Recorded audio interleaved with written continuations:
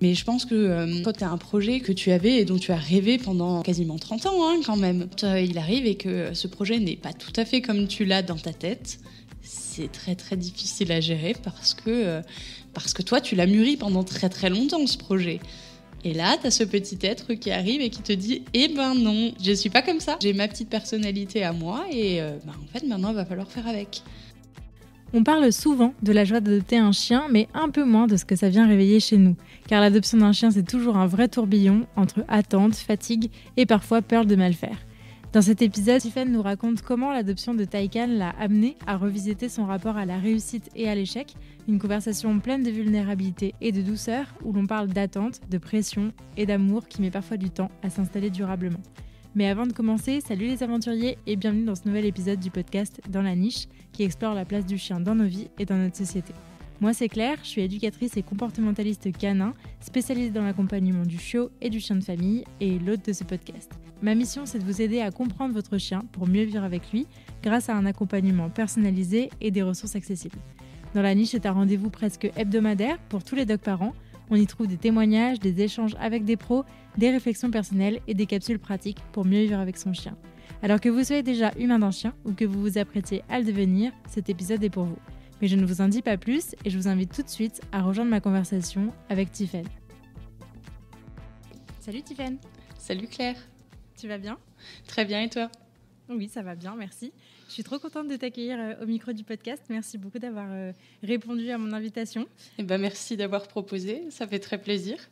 Non, je suis très très contente, ça va être un chouette épisode. On peut peut-être commencer par les présentations. Qui es-tu ? Je m'appelle Tiffany, j'ai 33 ans, je suis professeure des écoles et je suis la propriétaire de Taycan depuis 3 ans, tout pile aujourd'hui. Oui, j'ai vu ça ce matin, trop cool. Tu veux nous en parler un petit peu de Taycan avant qu'on démarre ? Taycan, elle a un peu plus de 3 ans, du coup. C'est une toute petite berger australien, bleu merle avec les yeux bleus. Elle est super mignonne, elle a un très gros caractère.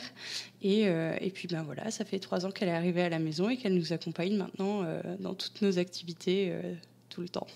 Voilà. Trop cool.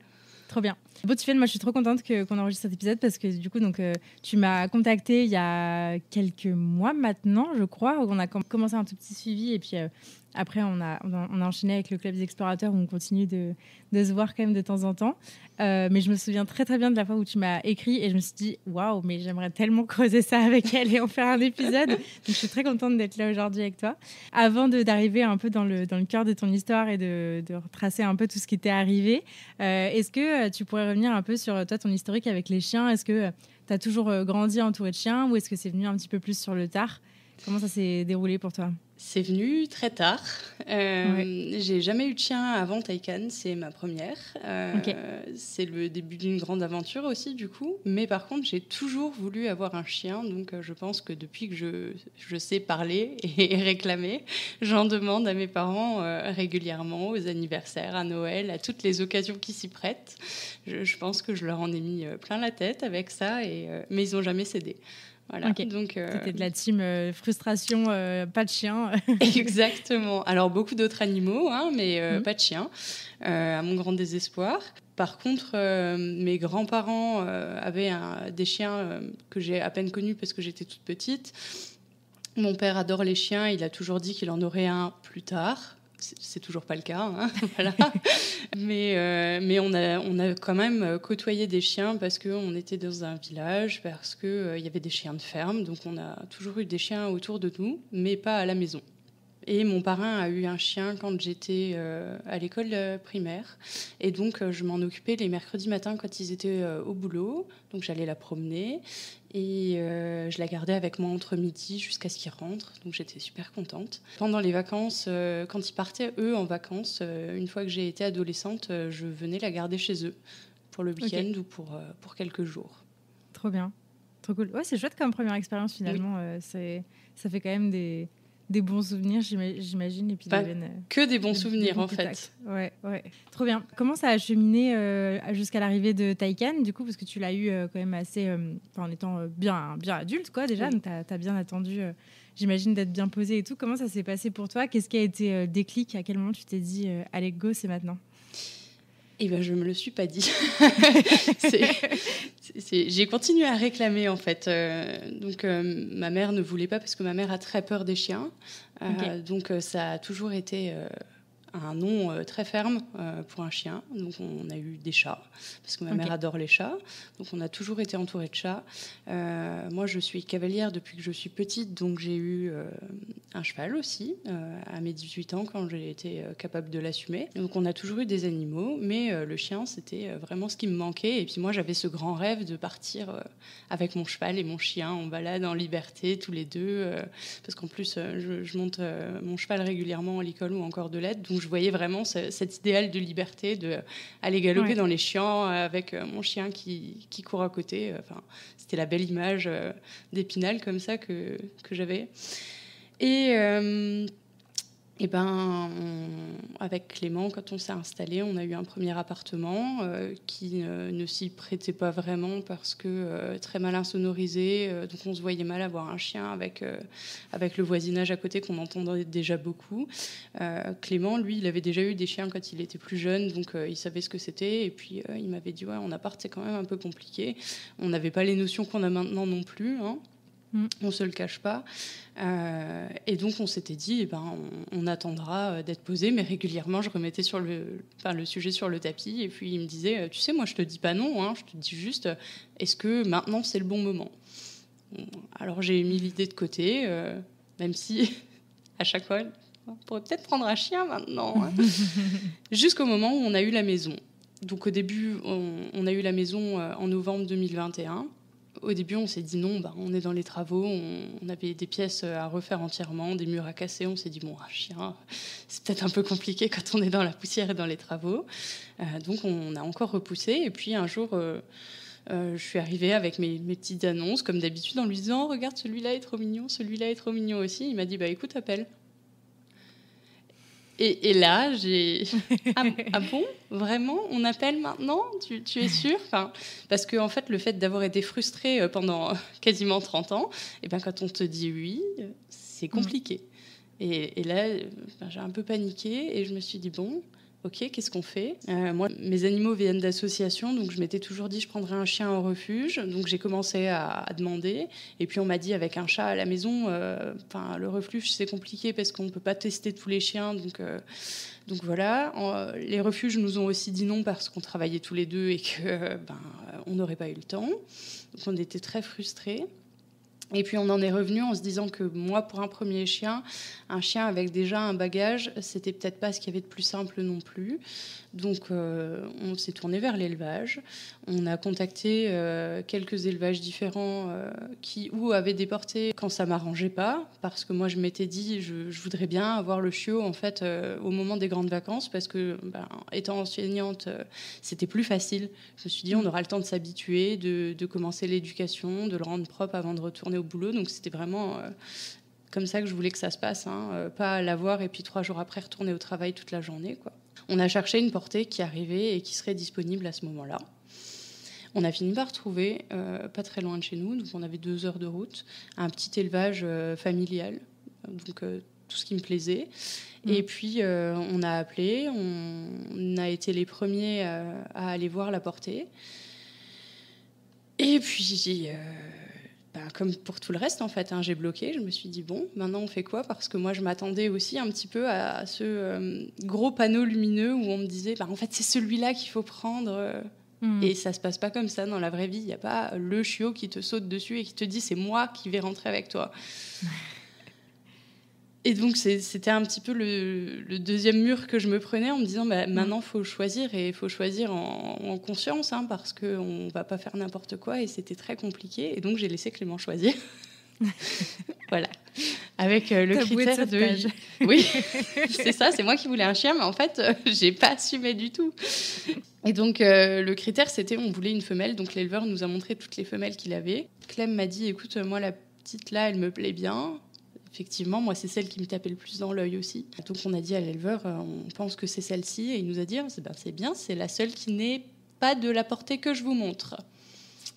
Ah. Ok. Et donc, il nous a expliqué qu'il avait une autre chienne qui avait mis bas un petit peu après celle-là et qui avait écrasé toute sa portée, sauf taille, seule survivante, qui du coup avait passé beaucoup de temps avec eux et qu'il avait ensuite proposé à l'adoption par sa deuxième chienne, qui était une chienne d'élevage depuis quelques années maintenant et qui avait l'habitude.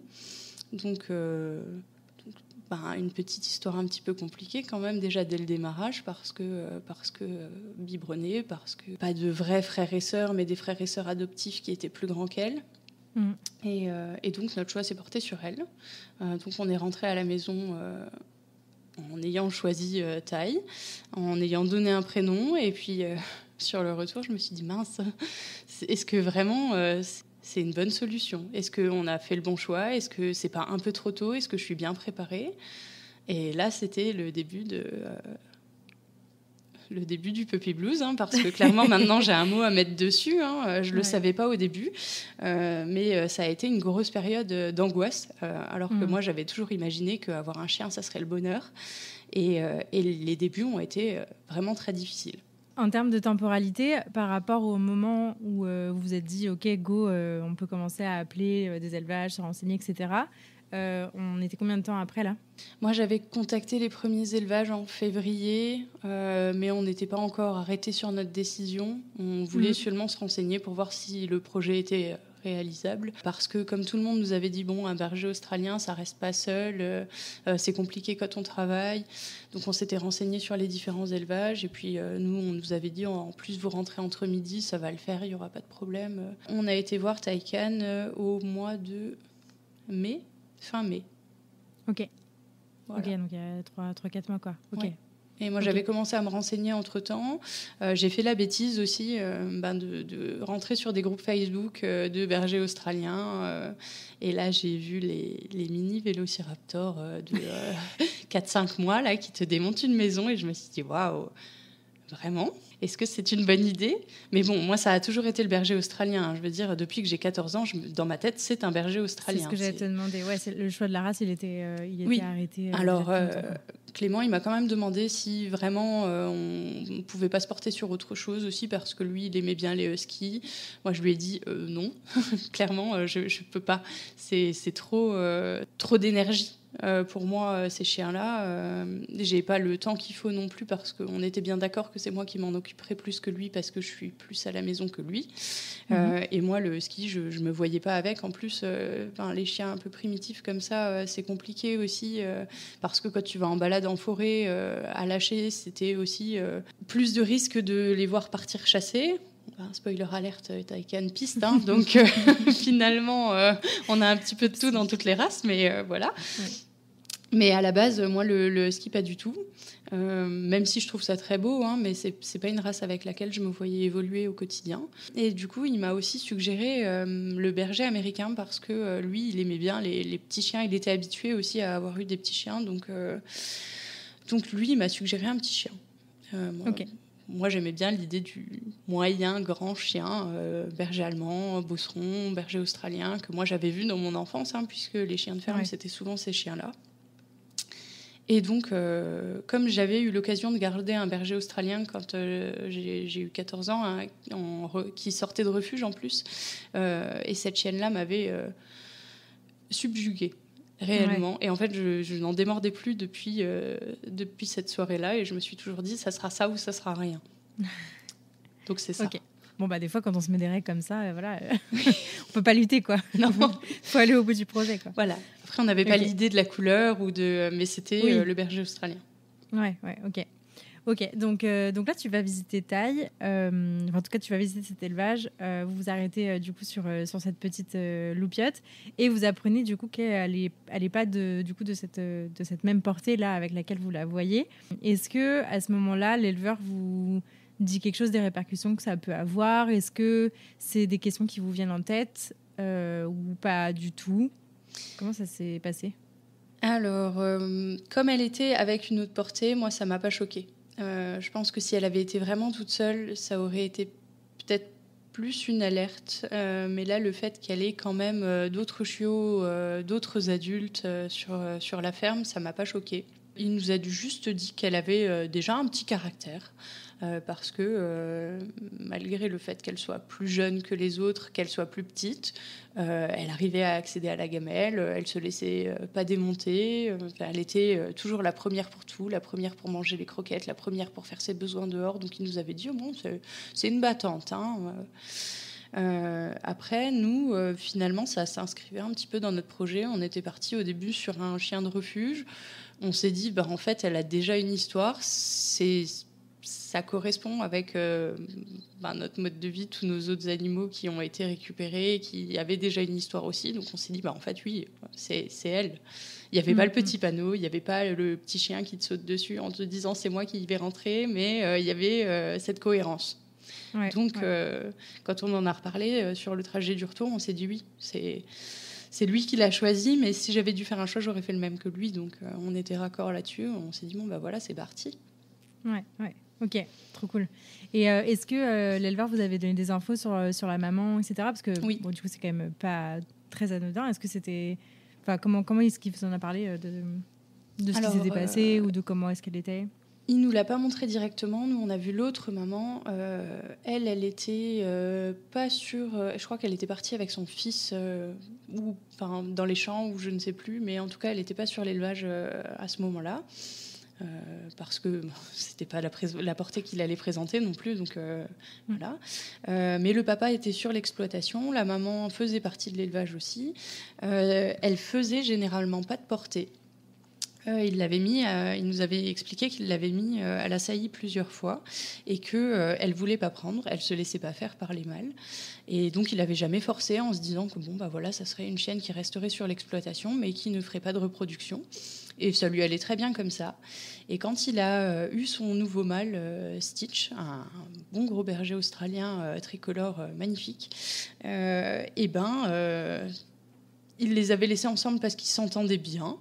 Mais sans penser une seule seconde que ça allait marcher parce que ça n'avait jamais pris. Et en fait, surprise, la femelle se retrouve gestante. Donc c'était une bonne surprise pour lui. Et puis finalement, à l'arrivée... Elle n'a pas kiffé. Il y avait combien de chiots à la base ? 6 ou 7, il me semble. On avait eu une photo juste après la mise bas, mais voilà, je pense qu'elle n'était pas prête. C'est fou. C'est fou parce que j'ai jamais entendu d'autres histoires comme ça. Alors ça doit arriver, j'imagine, mais... Je crois qu'elle n'en a pas refait de chiots depuis. Il avait gardé la deuxième chienne qui...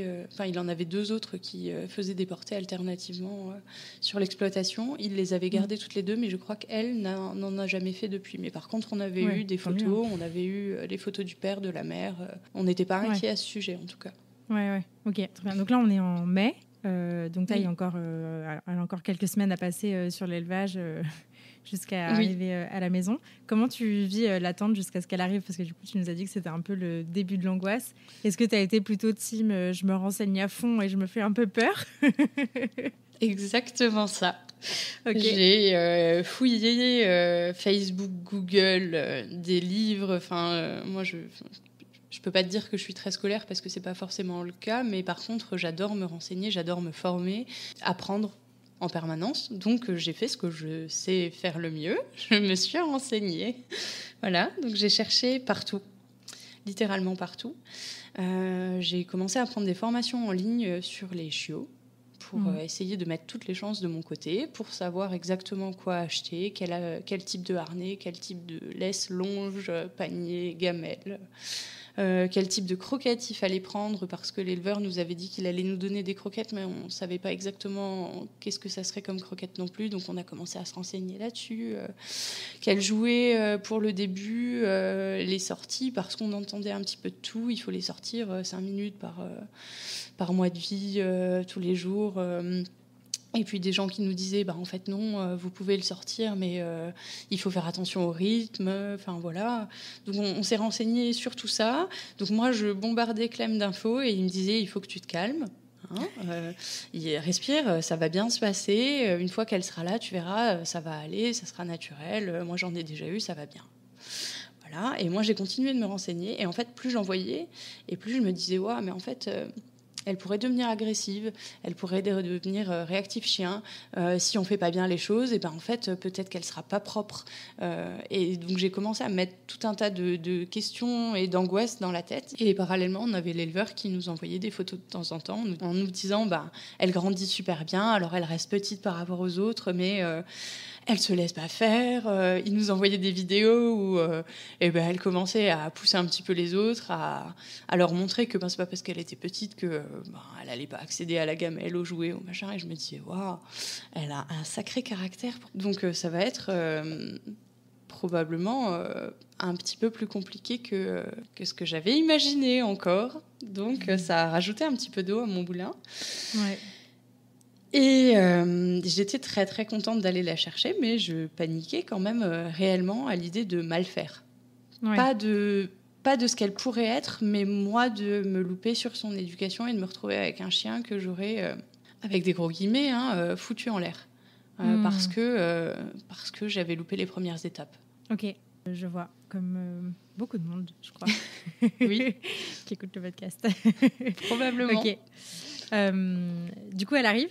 Tu vas la chercher. On va la donc chercher. là, t'es un peu partagé entre waouh, un rêve qui se réalise, trop cool, et en même temps ce truc de il faut rien louper, pression à fond, etc. C'est ça.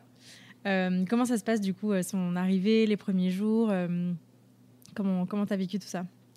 Alors, on va la chercher avec Clem. On avait mis la cage qu'on avait achetée à l'arrière de la voiture, avec le petit coussin, avec la petite gamelle d'eau qu'on avait pris à part pour au cas où il fallait s'arrêter pendant le trajet, ses premières petites affaires. Et puis, quand on arrive à l'élevage, l'éleveur nous dit « Mais vous allez quand même pas la mettre dans une cage ?»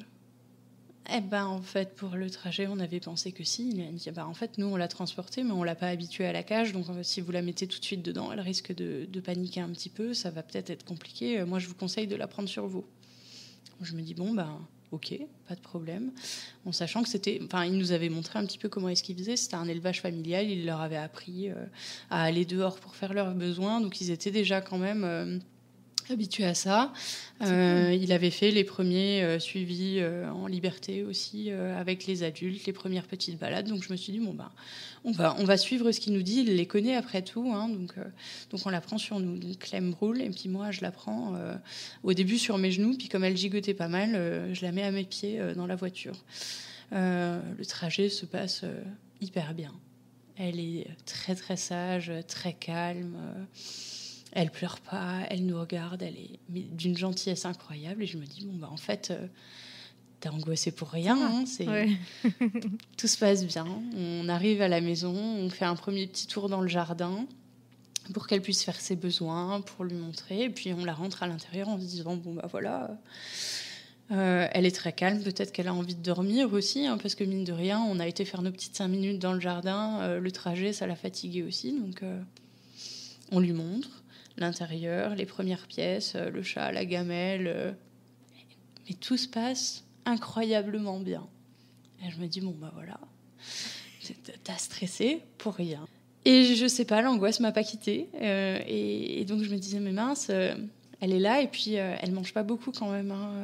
Elle va pas tellement à la gamelle. Moi, je peux pas imaginer une seule seconde que le stress de quitter la maison pouvait aussi faire que elle avait pas très très envie de manger au début. Donc elle picore un peu.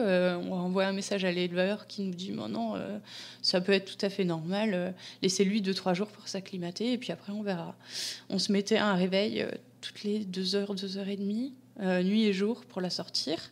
Comme ça, on a incroyable cette chienne, mais Taycan, elle ne nous a jamais fait un seul pipi à l'intérieur. Elle a été propre quasiment tout de suite. 48 heures après, elle commençait à réclamer parce qu'elle avait compris le mécanisme et donc elle venait se poster devant nous et elle nous faisait des petits quand elle avait envie d'aller dehors. Donc, mais un rêve, quoi. Vraiment. Trop bien.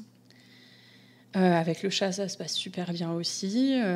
Les premières nuits, on l'a fait dormir. On avait la porte de la chambre ouverte, mais du coup, on l'a fait dormir avec nous pour pas qu'elle ait d'angoisse. Donc moi, je laisse la main pendre, pas dans le lit, parce que je voulais pas de chien dans le lit, mais elle dort dans la chambre, elle a son petit panier, elle a les tapis. Donc je laisse la main pendre du lit le soir pour qu'elle s'endorme à côté de moi. Et puis, donc pas de pleurs, pas de... Un petit bonheur. Et moi, je me dis, je vais tout foirer. C'est vrai. Donc j'angoisse. Et toi, l'émotion que tu as en ligne en fond de tâche, c'est ça? Ouais. C'est je vais tout rater. Ouais. Ok. Alors que tout elle est adorable, elle est incroyable. Et moi, c'était horrible. C'était... Pour remettre dans le contexte aussi, j'avais passé une année très, très compliquée au boulot. J'avais une enfant incroyablement violente. Et donc, je suis passée à 2 doigts du burn-out. J'ai pris des coups. La fin de l'année, elle s'est terminée dans une atmosphère très, très difficile. Et je pense que j'avais besoin de vacances et j'avais besoin de me poser. Et en fait, on s'était lancé dans ce projet-là qui me réjouissait incroyablement, mais qui rajoutait aussi des angoisses à tout ce que j'avais vécu pendant l'année. Et en fait, je pense qu'il y a eu un gros trop-plein. Ouais. Et du coup, j'arrêtais pas de me dire, mais tu vas tout foirer. Et Clément, qui n'était pas en congé à ce moment-là, il était en congé au mois d'août. Quand il rentrait le soir, il me disait, mais non, mais tout se passe bien. Elle est parfaite. Elle est gentille, elle ne mange pas les meubles, elle est sage, elle est propre. Quand on la prend dehors, elle est gentille avec tout le monde, elle est curieuse. Et donc, il me disait, mais non, mais tout va très, très bien. Et moi, mais ça ne va pas du tout. Mais je pense qu'elle ne m'aime pas, je pense que je vais tout rater. Et c'est vrai, on ne se le dit pas. Hein, quand ils arrivent à la maison, ils nous connaissent pas. Nous, c'est notre rêve à nous, mais pour eux, on n'est rien. Et donc, effectivement, elle était peut-être pas aussi proche que ce que j'aurais voulu. Et donc, je continue à mouliner comme ça. Et je vais me promener donc, avec ma mère, notamment, qui, du coup, la découvre en même temps que nous, parce qu'elle a très peur des chiens, et elle commence à s'habituer à elle. Et elle me dit, mais elle est super gentille. Et moi, je lui dis, non, mais ça va pas du tout. Regarde, en balade, elle essaye de manger tout ce qu'elle trouve. Elle écoute pas toujours, hein, parce qu'elle teste des trucs quand même. Elle nous met les dents sur la table basse, et elle nous regarde, genre, j'ai le droit? Non. Ah, d'accord. Alors, elle s'éloigne. Puis elle revient, elle remet les dents, elle nous regarde de nouveau. J'ai toujours pas le droit? Non. Donc elle se rééloigne, mais ça dure comme ça. Elle répète, elle réessaye. Alors elle fait pas de vraies bêtises, mais on voit déjà qu'elle a un caractère assez costaud, hein, parce que le premier non ne marche jamais. Il faut quand même à chaque fois réitérer plusieurs fois. Par contre, elle est hyper scolaire, quoi. Le assis, il est appris en 5 minutes top chrono, le coucher, pareil. Donc, c'est très ambivalent comme sentiment, parce qu'à chaque fois, je me dis, mais elle est parfaite, et à côté de ça, j'ai l'impression de rien gérer du tout. Et je suis complètement dépassée. Est-ce que... c'est vrai qu'il y a un truc souvent que j'observe, c'est qu'on projette, en tout cas avant que notre chiot arrive, on se projette généralement avec un chien adulte, parce qu'on a un peu l'image finale de ce qu'on vise, de ce qu'on veut, etc. Mais on ne se projette pas forcément avec un chiot. Et puis en plus, généralement, ce n'est pas forcément une expérience qu'on a déjà vécue, ou de près ou de loin, etc. Donc c'est vrai que ça vient un peu percuter là-dedans. Est-ce que toi, c'était ton cas? Est-ce que tu as, même dans toute cette préparation, quand tu t'es formée, que tu t'es renseignée, etc., est-ce que ça n'a pas bloqué un peu ta projection avec un chiot de qu'est-ce qu'on pouvait attendre, en fait, de cette période? Complètement. Ouais. Moi, je me voyais, je te le dis, hein, clairement, avec mon chien à l'écurie, en train de me promener, mais je me voyais avec un chien qui avait déjà 2 ans, 3 ans, 5 peut-être, mais pas du tout avec un chiot. Et ce que j'avais en tête, c'était vraiment la finalité. Et j'ai pas laissé la place, en fait, à cette découverte-là du chiot. Et je l'ai jamais côtoyé, le chiot non plus, parce que comme on n'avait jamais eu de chien à la maison, pour moi, avoir un chiot, c'était complètement nouveau. Ouais. Mais un peu la même chose qu'avec un chaton, hein, finalement. Quand tu l'as, tu te dis, oh mon Dieu, est-ce que vraiment j'ai envie de revivre ça un jour? Parce que c'est fatigant d'avoir un bébé animal à la maison. Alors qu'une fois qu'ils ont 1 an et demi, en fait, ça va. Ouais. C'est juste le début, ça chamboule. Et moi, je suis pas très, très changement. J'ai du mal à m'habituer à tout ça. Et du coup, là, j'étais vraiment très, très chamboulée, très, très fatiguée. Et c'était compliqué. Ouais, puis je pense que tu vois, ce qu'on cherche aussi quand on veut un chien, c'est qu'on cherche la relation qu'on aura avec lui. Or, avec un chiot, la relation, elle est à construire, quoi. Enfin, là, pour le coup, on est sur la page blanche à meubler. Et c'est vrai que c'est quand même très déstabilisant, mais c'est vrai que c'est quand même un cas de figure, tu vois, que je retrouve beaucoup, beaucoup chez plein de gens, que j'ai vécu moi aussi, tu vois, avec Charlie, mais qui change vraiment tout à l'expérience, parce que tu as beau te préparer, te te renseigner, te former, stresser, vouloir bien faire, etc., en fait, il en reste que l'expérience du chiot, elle va dans tous les cas être très différente de ce que tu avais en tête, quoi. C'est très, très déstabilisant et c'est ce qu'on a vu avec toi sur le club. Quand on avait fait le webinaire là-dessus, tu avais très bien mis les mots dessus. On ne se projette pas du tout avec un chiot. Le chiot, il n'est pas fini, clairement. Son caractère n'est pas établi. La relation avec nous, ce n'est pas non plus celle qu'on projette quand il arrive à la maison. Et tout ça, c'est assez compliqué à gérer quand on s'est autant projeté, en fait. Je pense que si j'avais, et à refaire, je le ferais différemment maintenant, mais je pense que quand tu te projettes et que c'est un projet que tu avais et dont tu as rêvé pendant, moi, quasiment 30 ans, quand même, et ben quand il arrive et que ce projet n'est pas tout à fait comme tu l'as dans ta tête, c'est très, très difficile à gérer parce que toi, tu l'as mûri pendant très, très longtemps, ce projet. Et là, tu as ce petit être qui arrive et qui te dit « Eh ben non, moi, je ne suis pas comme ça. J'ai mon petit caractère et j'ai ma petite personnalité à moi. Et en fait, maintenant, il va falloir faire avec. » Et là, c'est autre chose. Voilà. Mais c'est parce que moi, je m'étais mis trop de choses en tête aussi. Mais c'est comme les formations, comme les renseignements que j'ai pris. Je me suis lancée à corps perdu dans quelque chose en visualisant cette finalité et j'ai pas laissé la place à ce petit chiot qui n'avait rien demandé de me montrer qui il était à ce moment-là. Donc c'était et je pense que ça a été très compliqué pour elle aussi parce que finalement je mettais beaucoup d'attentes sur elle qui n'avaient pas lieu d'être, clairement, mais je pense que c'est aussi pour ça qu'au début on a eu du mal à s'attacher toutes les deux. Ouais. Quelque chose qu'elle a eu moins de mal, tu vois, avec Clem, par exemple, où elle était tout de suite plus proche de lui. Mais parce qu'il n'avait pas ce côté-là. Ouais. Mais tu vois, ça me fait penser aussi à un cas de figure. Alors, je ne sais pas si ça s'est exactement passé comme ça, mais tu me disais, donc, en gros, donc, tu l'as récupéré début juillet, je crois, c'est ça ? Oui. Du coup, tu as passé un mois, toi, à 100% du temps avec elle. Oui. Avec ton compagnon, du coup, qui, j'imagine, allait partir travailler la journée et revenait le soir. Oui. Et pour autant, une relation complètement différente entre vous deux, avec, j'imagine, lui qui prend toutes les fleurs et toutes les pétales de rose, et toi, le reste. C'est ça ? Et moi, j'assumais le quotidien, parce que quand ils arrivent, tu les laisses pas seuls. Donc, moi, c'est pareil. Je m'étais dit, moi, je suis en vacances, je vais pouvoir aller au cheval, je vais pouvoir faire plein de choses. Et puis là, je me retrouve avec mon petit chien qui me dit « Eh ben non, moi je reste pas seule au début. » Je me rappelle, pendant l'été, au début, je la laissais seule pour aller à la boîte aux lettres. Et je revenais, je me disais « Bon, il s'est rien passé, super. » Et puis, on a commencé comme ça. Et après, je faisais des allers-retours. Ma mère habite à 7 minutes de la maison, donc j'allais jusque chez ma mère. Je lui disais... Je fais l'aller-retour juste pour voir. Donc j'arrive, je lui dis bonjour, et puis maintenant je repars, je vais voir si ça va. Et puis après, je restais le temps d'un café, et puis je repartais à la maison. Et je me disais, bon, d'accord, la solitude, ça se construit comme ça, en fait.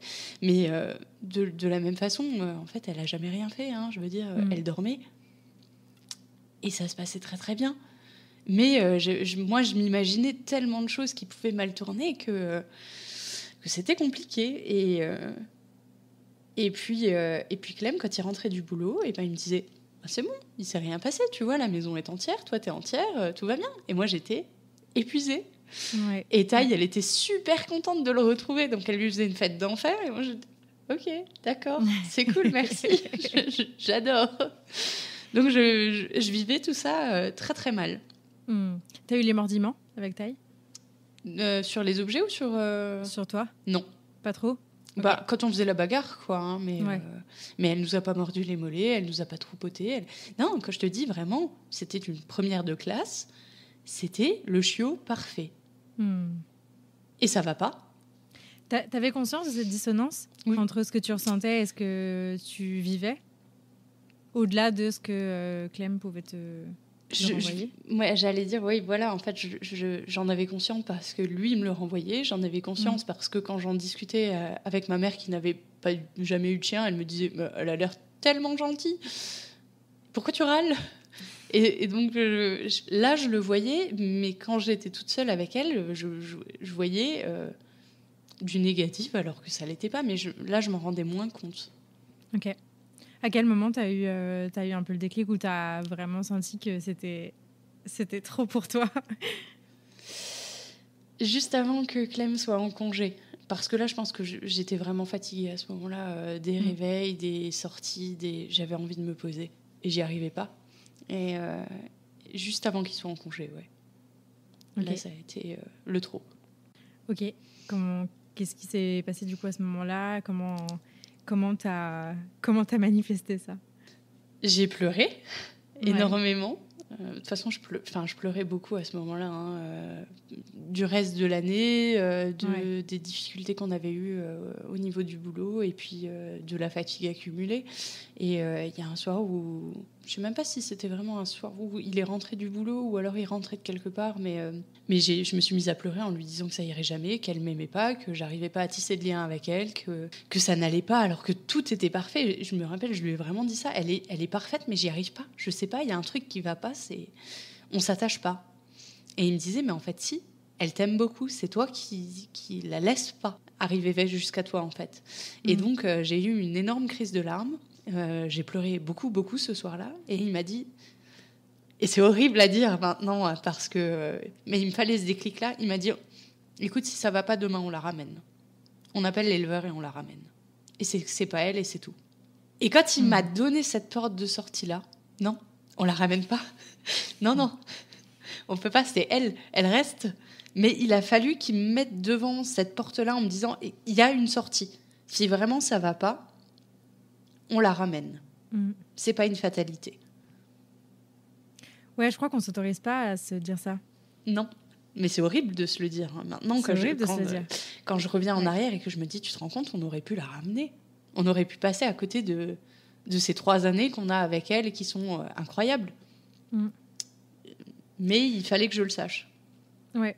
En fait, je pense qu'effectivement, quand on se lance dans ce projet-là, on ne peut pas se dire si ça se passe pas bien, tu vois, on la ramène ou next, quoi. Tu vois, on ne peut pas se dire ça honnêtement et c'est pas souhaitable de se le dire. Mais par contre, ce qui est quand même important de prévoir, c'est effectivement au moins, ne serait-ce que une lueur de porte de sortie quelque part pour toujours garder du choix, en fait. Comme ce qu'on est tout le temps en train de faire avec nos chiens, de leur laisser un maximum de choix, de porte de sortie, de ne pas les forcer, etc. En fait, ça, on se donne pas l'opportunité d'avoir cette configuration chez nous, en tout cas, même si c'est que intérieurement.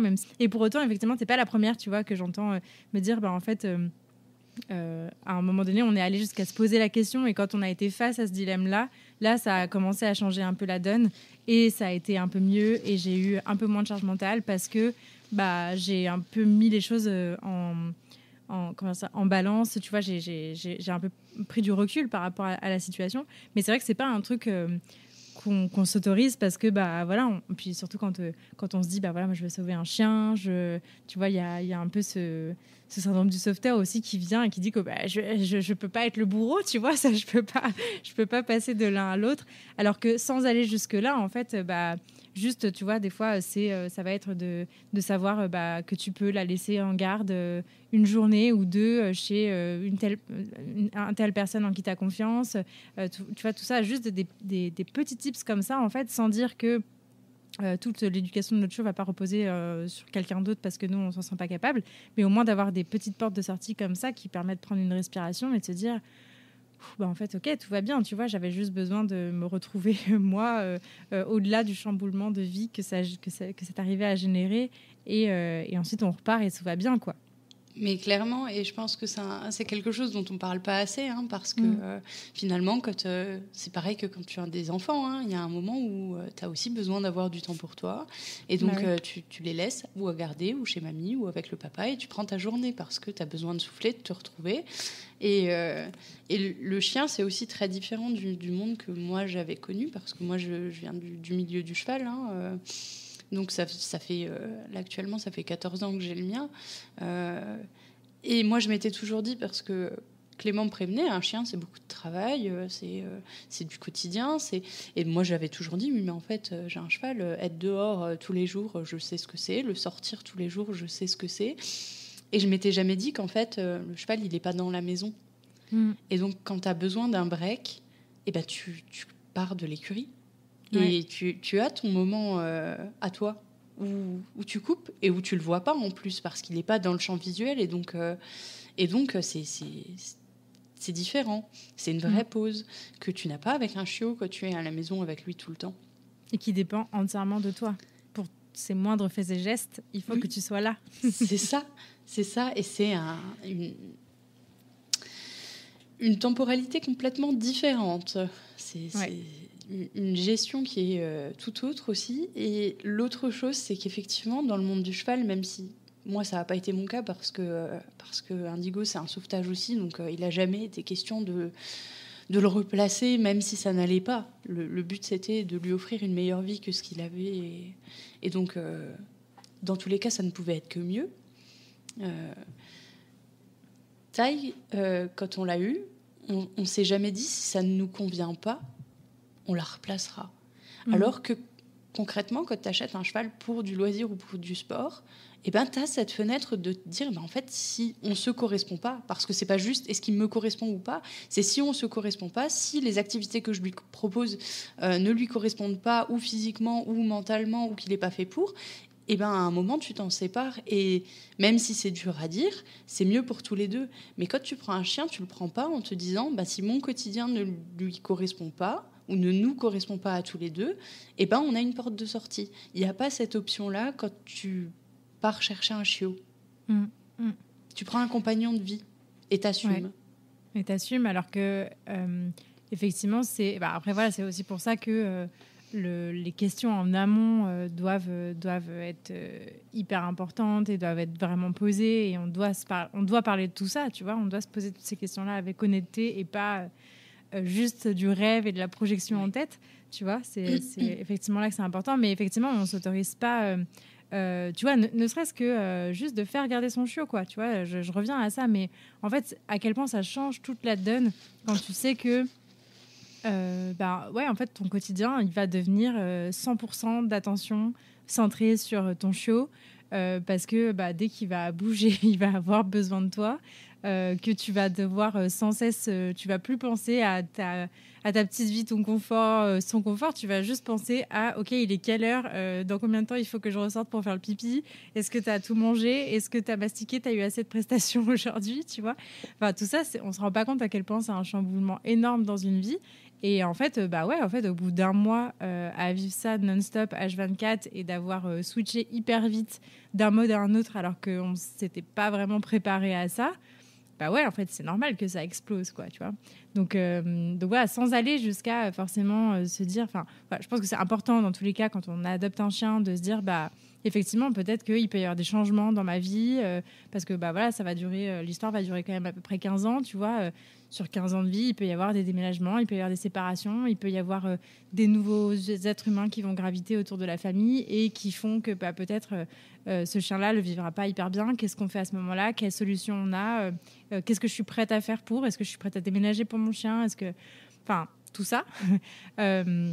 C'est pas des choses je sais pas si tout le monde se pose ces questions-là, en tout cas, mais ne serait-ce que sans arriver jusque-là, tu vois, de se dire, en fait, est-ce que dans ce mois post-adoption, ou dans ces 3 mois post-adoption où ça va être un branle-bas de combat pour moi, est-ce que j'ai des moyens d'aller prendre une journée de respiration, ou même ne serait-ce que 2 heures, sortir, voir une copine, prendre un café, qui fasse que j'oublie un peu mon chiot pendant 2 heures, et qui fait énormément de bien, quoi. C'est dans ces respirations-là aussi qu'on peut relever la tête et se dire, faire le point, en fait, sur comment ça se passe. Parce qu'en fait, quand on est dans la tête dans le guidon, on le voit pas, tu vois. Et c'est très similaire, je trouve, cette période chiot où on est submergé, à des périodes de changement de vie où on est submergé aussi parce que notre chien l'est et que c'est dur à gérer, quoi.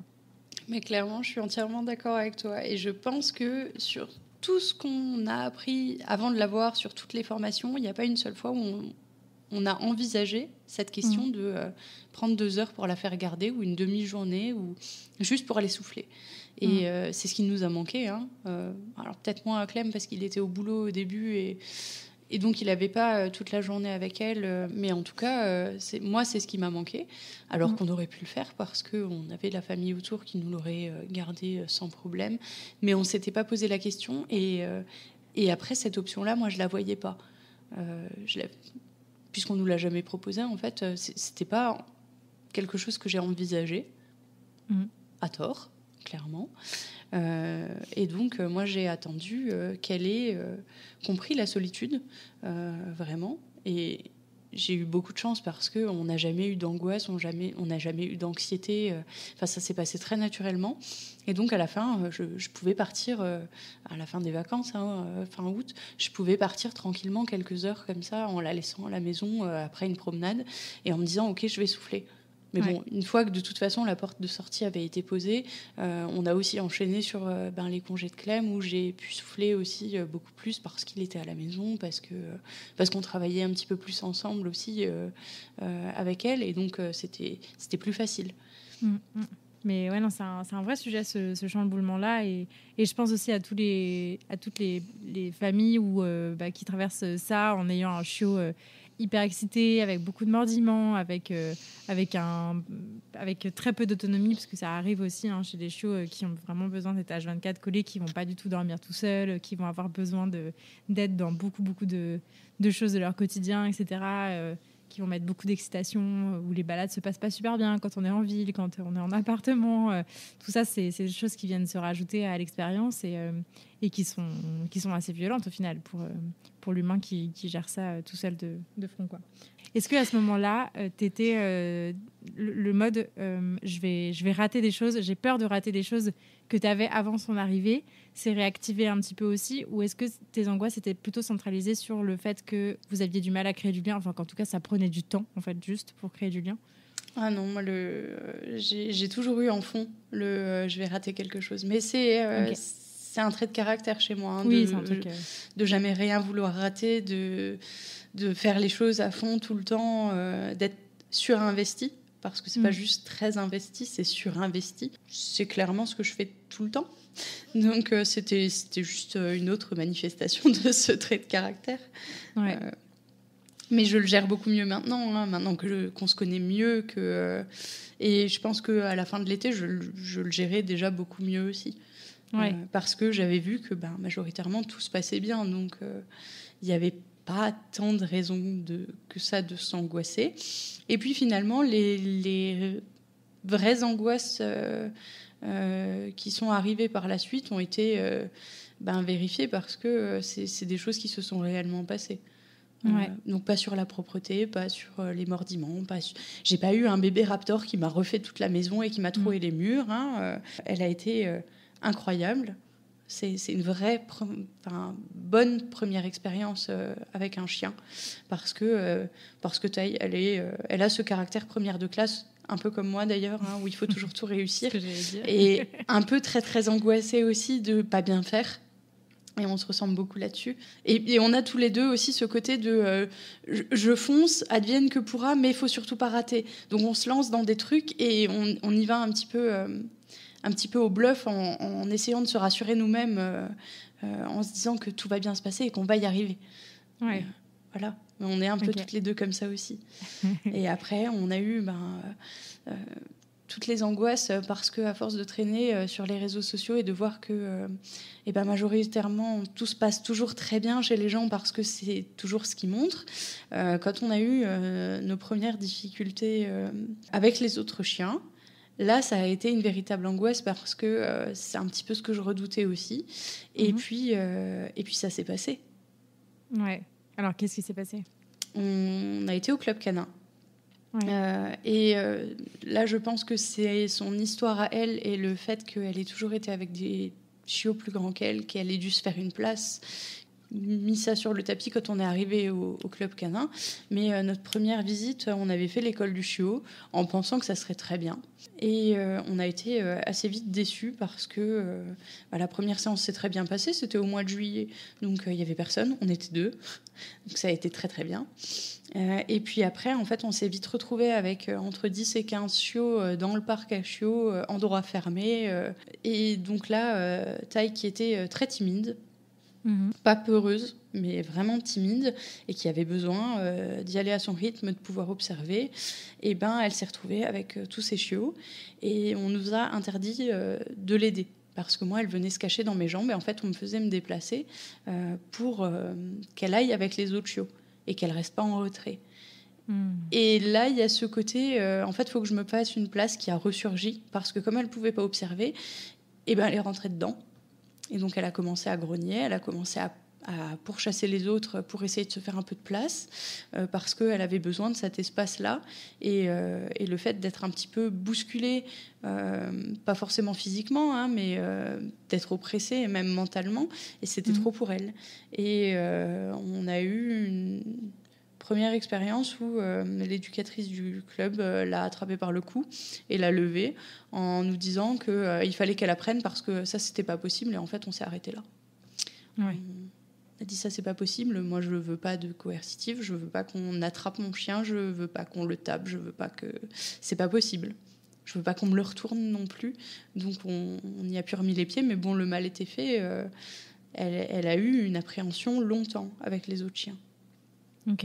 Dès le départ, elle était déjà plutôt sur la réserve, où elle avait besoin d'aller à son rythme, etc. Et en fait, la réponse qu'on lui a donnée, c'est débrouille-toi toute seule. Donc en fait, ce qu'elle a compris, c'est défends-toi toute seule, quoi, tu vois, clairement. Donc ouais, ça donne pas un méga bon départ. Surtout qu'elle avait déjà cet historique-là de devoir un peu se débrouiller déjà toute seule et se faire sa place toute seule, quoi.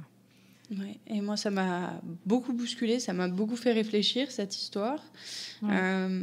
Donc après, on a essayé les balades collectives avec des chiens adultes ou d'autres chiots, ça dépendait, il y avait un petit peu de tout. On avait trouvé un bon petit groupe, mais on avait ce côté très police, où il fallait qu'elle range tout le monde, qu'elle interrompe les jeux, parce que dès que ça a commencé à monter un petit peu trop fort, il fallait qu'elle intervienne parce que c'était trop pour elle.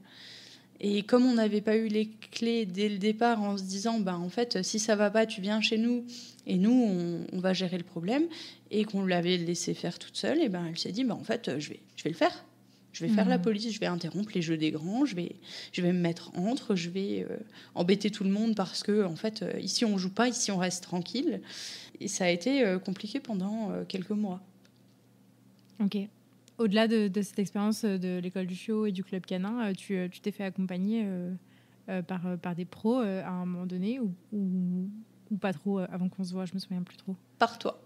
Par moi. Voilà, on a pris des formations. Ouais. On avait pris des formations en ligne. On avait réfléchi à prendre un éducateur dans le coin, parce qu'avec toi, on avait fait le suivi en visio. On avait réfléchi à prendre un éducateur en physique près de chez nous. Et en fait, en regardant, parce que on les connaît pas tous, hein, donc on avait fait quelques recherches.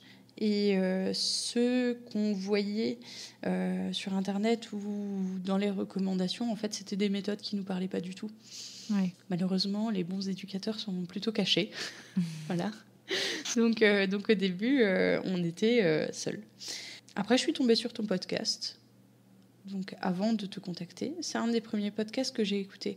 Et là, j'ai commencé à entendre parler du puppy blues. J'ai mis des mots dessus et je me suis dit, c'était donc ça, cette horreur que j'ai vécue. Voilà.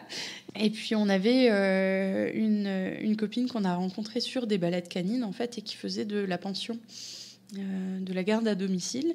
Et donc elle avait passé la cassette et elle organisait des balades collectives parce que nous on lui avait justement demandé si c'était possible, comme elle connaissait du monde dans le coin, ou d'aller balader avec elle et d'autres chiens qu'elle connaissait et qui étaient bien codés, sympas, voilà. Ou alors si elle organisait des choses qu'elle nous prévienne. Et donc on s'est beaucoup rapproché d'elle.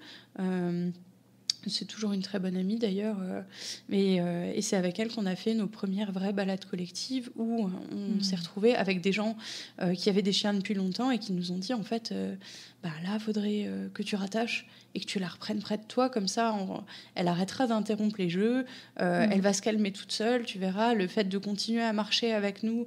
Et donc on nous a donné les premières clés qu'on n'avait pas. Ouais, c'est important, tu vois. Enfin, moi, c'est pour ça que je tiens absolument à ce service de balade collective qui est dur à organiser comme pas possible, etc.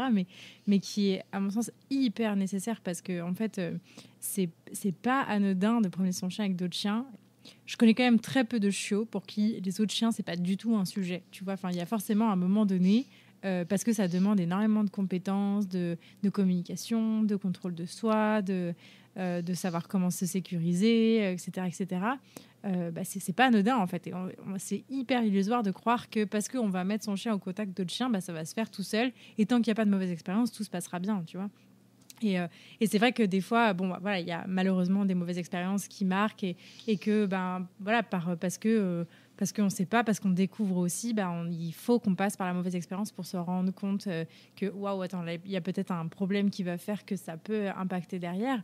Mais c'est pour ça, à mon sens, que c'est hyper important de vite se faire encadrer et si possible par de bons professionnels le plus rapidement possible, au moins pour cette partie-là, parce que effectivement, ces premières expériences, elles comptent. Et puis c'est surtout que nous, on a besoin d'apprendre à gérer ça, quoi, tu vois, plus que nos chiots en fait, ou plus que nos chiens. C'est que nous, on a besoin de savoir comment est-ce qu'on supervise des interactions, comment est-ce qu'on apprend à lire son chien, savoir effectivement, comme tu le disais, quand rattacher, quand redemander un peu de connexion, quand sortir du groupe aussi, parce que c'est hyper important de savoir faire, et comment est-ce qu'on dit bonjour à un autre chien, tu vois. C'est des trucs tout bêtes, mais moi, quand je parle de mes protocoles de rencontre, les gens, ils écarquillent les yeux en disant « Ah oui, effectivement, ça change tout. » Tu vois, mais en fait, ça... Encore une fois, on n'est pas des chiens, donc on peut pas anticiper tout ça, et c'est pas inné chez nous, et c'est normal que ça soit pas inné chez nous, quoi. Tu vois, donc... il n'y a pas de culpabilisation à avoir, si jamais.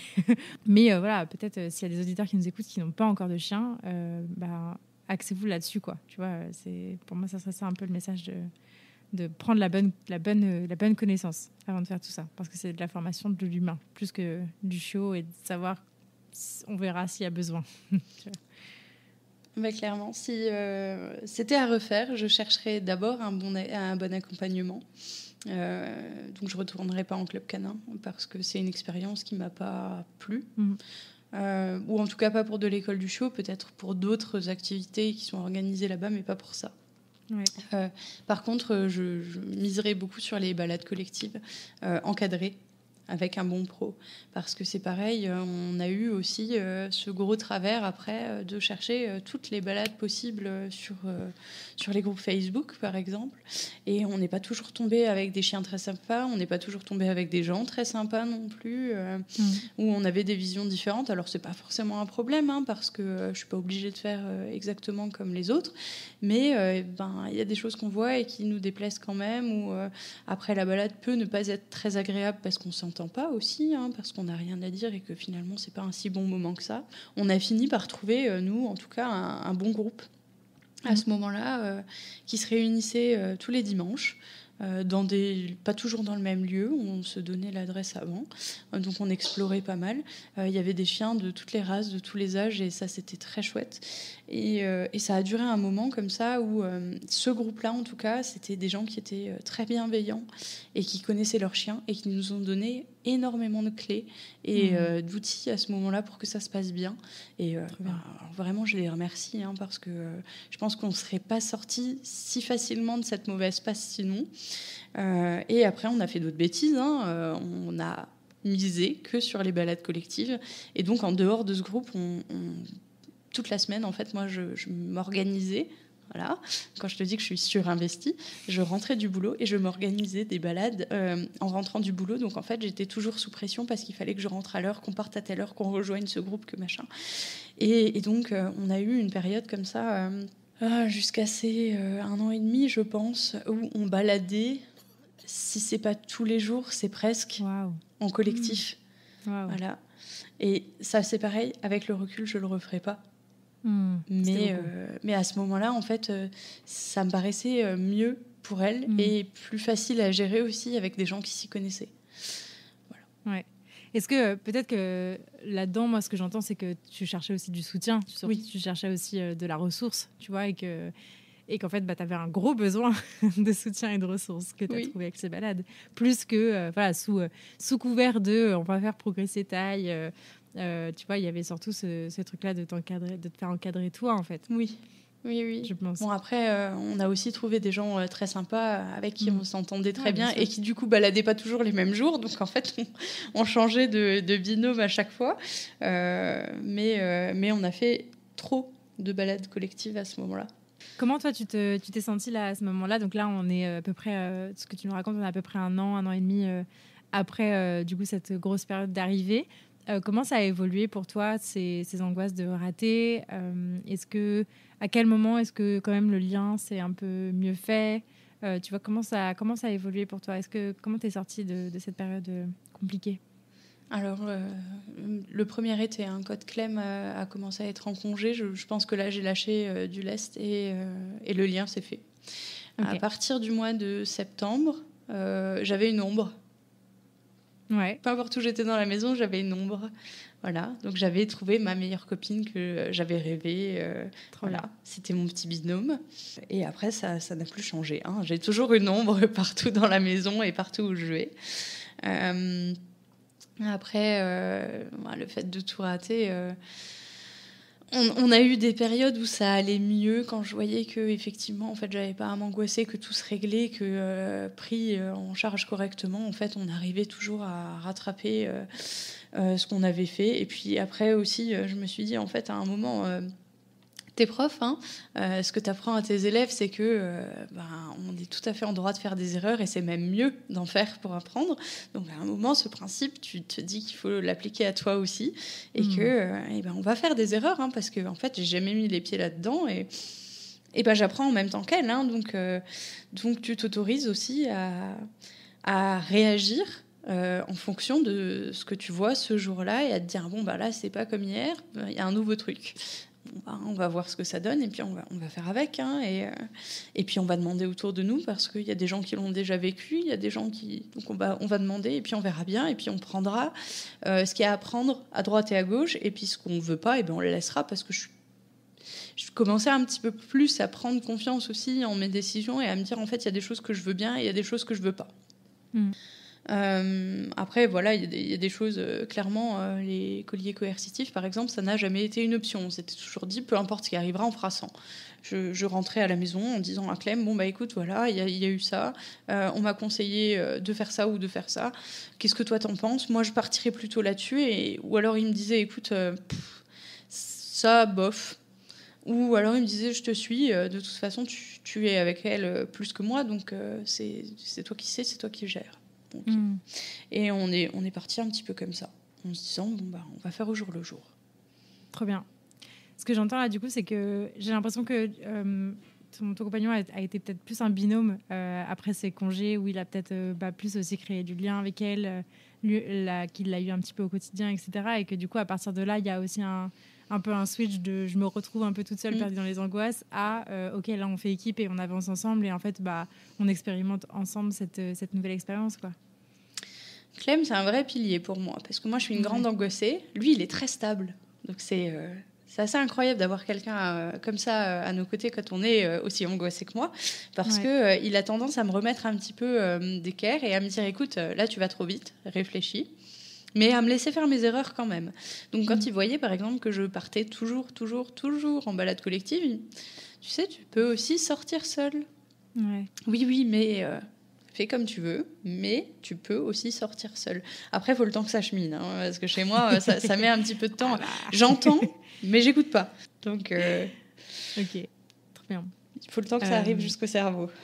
Et progressivement, du coup, l'expérience est devenue un peu plus positive. Tu me disais qu'au début, même si tout allait bien, toi, tu vivais les choses très négativement, tu voyais un peu des problèmes partout, etc. Est-ce que, quand même, à partir du moment où là, il y a eu ces fameux congés ensemble, ça s'est débloqué un petit peu et tu as vu, j'imagine aussi au fur et à mesure de la relation qui avance, un peu plus de positif aussi dans ce qu'elle pouvait faire. Tu en parles souvent du fait de voir qu'elle est mignonne ou pas. C'est un peu le curseur pour se dire ça va ou ça va pas.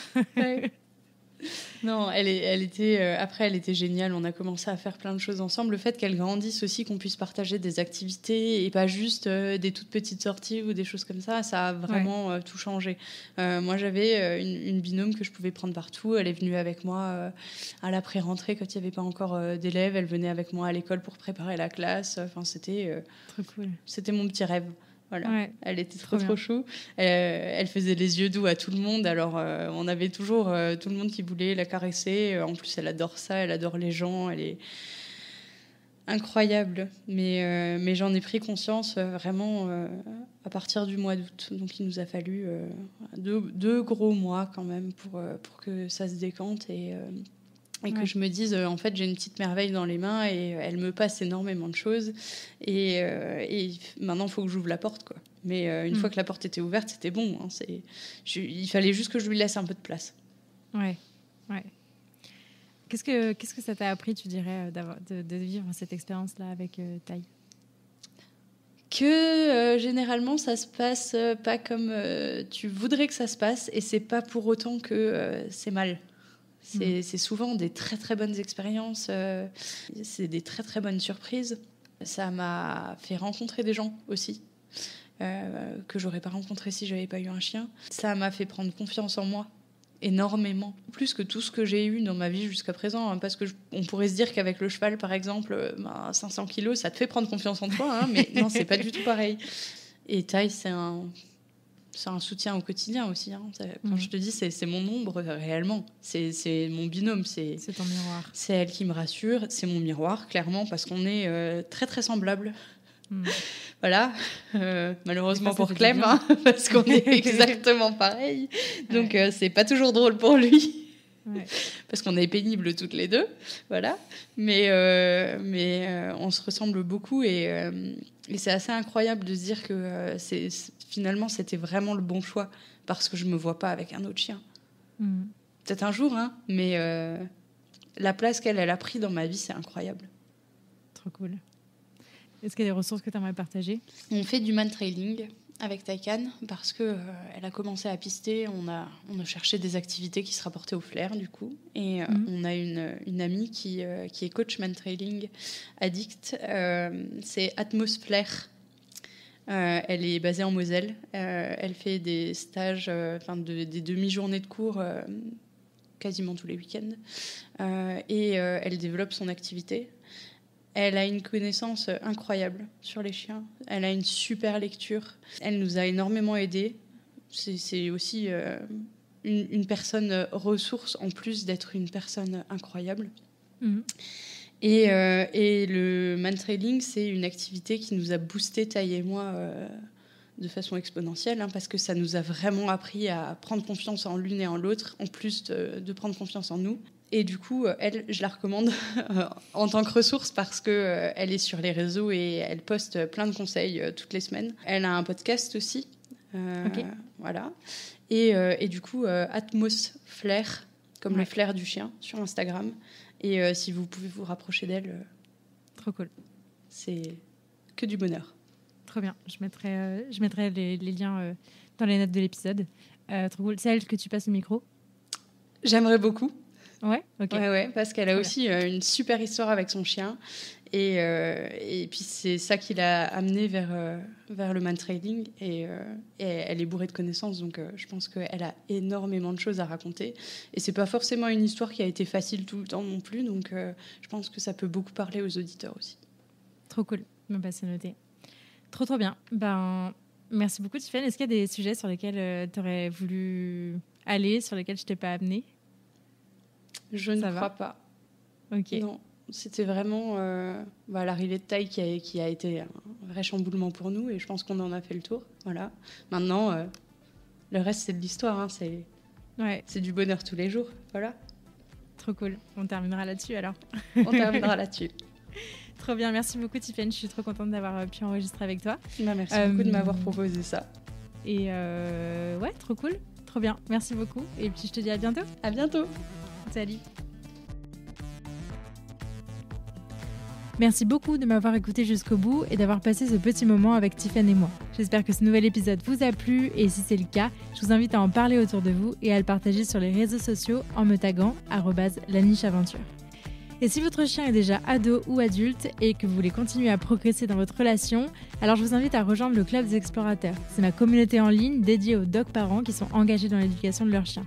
Vous y trouverez un canal Discord hyper actif où vous pourrez venir échanger, raconter, commenter les épisodes. Et chaque mois, 2 heures de coaching collectif pour répondre à vos questions, vous inspirer et échanger avec d'autres dog parents. On se retrouve la semaine prochaine pour un nouvel épisode. D'ici là, prenez soin d'eux, prenez soin de vous et je vous dis à la prochaine.